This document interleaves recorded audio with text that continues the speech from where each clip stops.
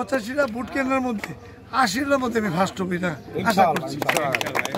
আমরা মোটরসাইকেলের পক্ষে ভোটারের দ্বারে দ্বারে ঘুরছি এবং ভোটারের কাছে ভোট প্রার্থনা করছি।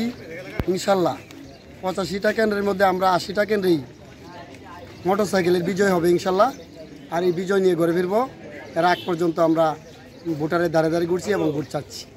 কুশিন্দি উচ্চ বিদ্যালয়ে কেন্দ্র ঘুরে বেরিয়ে আসছেন জনাব রফিকুল ইসলাম রেনু ভাই। আসসালামু আলাইকুম।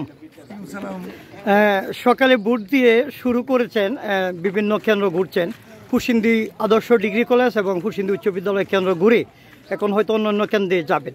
এখন পর্যন্ত মানুষের উপস্থিতি এবং কেমন ভোট হচ্ছে এবং কতটুকু আশাবাদী, এবং যারা এখনো ভোট দিতে আসে নাই তাদের উদ্দেশ্যে যদি কিছু বলেন। বিসমিল্লাহির রহমানির রহিম। আমি রফিকুল ইসলাম রেনু, চেয়ারম্যান, উপজেলা চেয়ারম্যান প্রার্থী, প্রতীক হলো আমার মোটরসাইকেল।